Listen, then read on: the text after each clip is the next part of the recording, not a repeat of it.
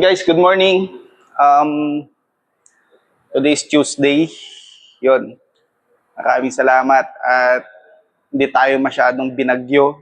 At pasalamat tayo guys sa Sierra Madre dahil sa kanya nalusaw at yung mata ng bagyo at bumaba yung lakas niya. Dahil diyan dapat pangalagahan din natin Sierra Madre guys. Yun guys, meron lang ako i-share sa inyong video. May papakita ako sa inyo regarding dito sa mga bagong sasakyan ngayon. Dito may mga matutunan kayo para sa tamang paggamit, lalong-lalo na sa mga advanced features ng mga sasakyan. Ito guys is kung may mga sasakyan kayo na existing like yung M-Zoom, lahat ng brand kasi ngayon isa lang yung system na to. Lahat halos meron ito. Ito yung tinatawag guys na ADAS. Ito, ipapakita ko sa inyo kung ano yung meron dito sa ADAS na to. Yun guys, ito ipapakita ko sa inyo. Yung Advanced Driving Assistance. Yan. Bali dito yan guys sa may driving mode tsaka driving assistance. Tapos guys, ito yung sensor na to. Ito, ipakita ko sa inyo. Ito yung sensor na to. Ito yung radar niya. Sa radar na to, dito lahat yung sensor ng driving assistance niya guys. Ito kasi katulad nito guys. I-on natin lahat. Up. Wait lang. Wala pala akong... Kailangan kasi naka-seatbelt kayo pag yung brake auto hold. Yung auto hold na to gusto nyong i-able guys. Ngayon guys, ito yung TSR. Ito guys, pasensya na kayo, medyo malikot. Yung TSR na to guys, ito yung traffic signal recognition. Which is, ito yung kunwaring nasa highway kayo, o kaya dito sa Skyway, o kaya NLEX, SLEX. Meron kasing mga, speed limit. Which is, dito sa TSR na sense na recognition niya, ito yung traffic recognition, nadidetect niya guys kung ano lang yung allowable na speed dun sa area na yon.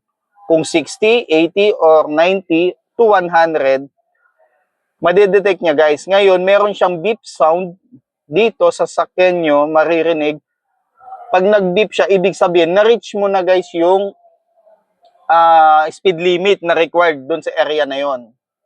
Kung 80 lang yan, ayun, nagde-detect siya. At saka, lumalabas dito guys sa meter cluster.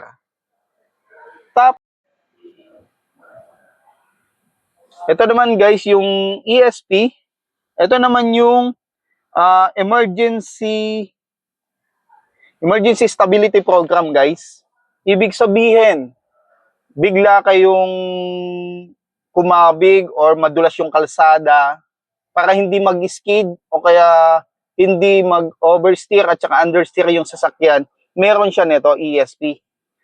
Yan, Emergency Stability Program. Yan, meron siyang, equip siya guys. Sa mga madudulas na kalsada, yan. Tapos dito is, ito. Steep Slope Descent System. Ito guys yung yung tinatawag natin na Hill Descent Control. Yan naman, nagagamit yan pag yung mga pababa na kalsada. Para hindi kayo apak ng preno, siya na mismo yung magpepreno. Depende sa kailangan niyang braking power para pababa. Siya na mismo nagko-control.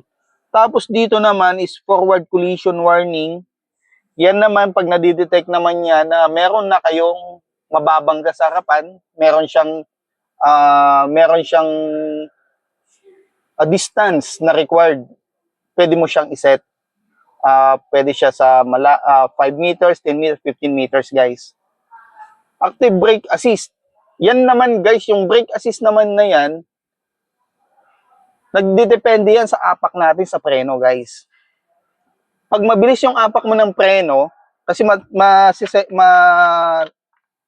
masisensor naman niya yung mabilis at saka mabagal na pag-apak. Pag mabilis yung apak mo ng preno, kahit na marahan yan, hihinto ng mabilis naman yung sasakyan. Ngayon, kung marahan naman yung pag-apak nyo ng preno, hindi kayo mabibigla, hindi naman siya kaagad-agad mag-stop. Yun. Yun yung active brake assist. Dito sa system na to guys, marami kayong magagamit dito. Kaya maganda to kung may mga ganitong features for safety ng ating mga sasakyan guys.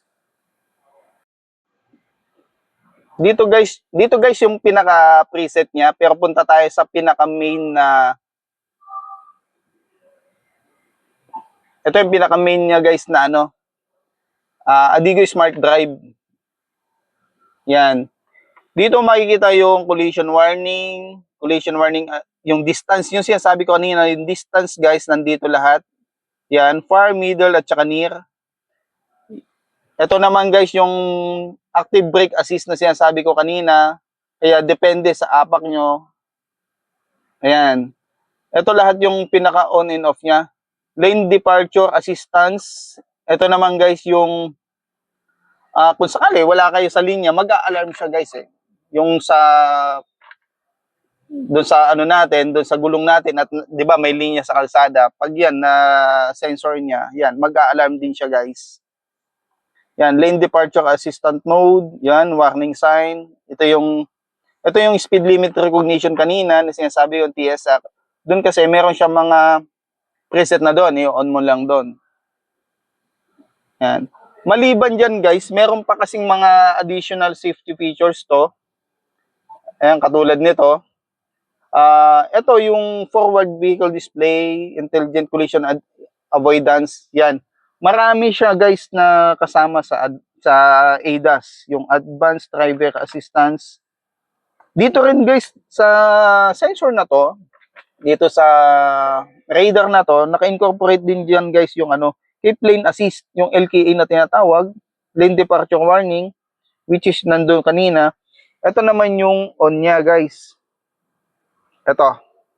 Nasa steering. Kumbaga partner siya diyan sa may active adaptive cruise control. Ibig sabihin tong manibela na to, kahit na hindi mo na siya hawakan, once na inactivate mo to, siya na bahala basta may linya yung kalsada. Keep lane assist yan guys. Kumbaga sa linya, kung pakurbada man yan, doon siya lagi. Siya na bahala din magko-control kahit hindi mo nahawakan. Ngayon, magsa-sign lang siya pag kailangan mo nang i-take over yung steering wheel, mag-a-alarm din siya guys. Yun naman, kaya siya nag-a-alarm na i-take over mo yung steering wheel para aware yung system na yung driver ay hindi siya tulog. Conscious dapat yung driver. Hindi pwedeng siya lagi kasi guys kailangan hindi tulog yung driver. Kung hindi, mag-a-alarm at mag-a-alarm tong system na to. Itong ADAS na to. Tapos, ito, yung high beam naman, yung high beam assistance naman niya, kunwari, naka-auto, yung auto niya, ito, kasi meron siyang auto eh. Pag madilim na yung ano, yung tawag nito, yung lugar na tinatakbuhan nyo, pag nakalagay siya sa auto, magbubukas kusa yung headlight natin. Ito pa rin yung sensor niyan guys. Ito pa rin yung sensor ng ADAS para dito sa unit, sa mga advanced unit ng mga sasakyan na bago ngayon guys. Dahil sa isang radar lang, nandun lahat, naka-incorporate lahat. Tapos, itong radar na to, sa labas, sa may salamin, kailangan lagi nyo siyang pupunasan. Kasi guys, itong triangle na yan yung radar niya guys. Diyan din na rin lahat ng sensor. Yan, diyan sa port parte na yan. Ngayon, kailangan lang natin linisin lagi yan tuwing lalabas tayo ng bahay. Kasi once may dumi diyan at may obstruction doon sa sensor niya na nadetect niya, yun, medyo sensitive yan. Kasi, ano yan eh, mataas ang sensitivity kasi yan guys. Kaya kailangan malinis lagi yan, walang dumi or na naka-obstruct dyan sa sensor na yan. Para yung system natin, magamit natin ng maayos, hindi siya malfunction. Yan. Hindi naman siya mag-function na biglang pepreno, ganyan. mag-ano lang doon sa ano niyan, doon sa meter cluster, magkakaroon lang po yan ng sign. Yan. Yung guys, maraming salamat. Hanggang dito na lang yung video natin for today. Yun. Maraming salamat kung nakakating kayo sa dulo ng ating video ngayon. Sana meron akong ituro sa inyo na konting kaalaman pagdating sa mga advanced na mga sasakyan ngayon, mga bagong labas. Yun, maraming salamat. Hanggang sa muli. God bless.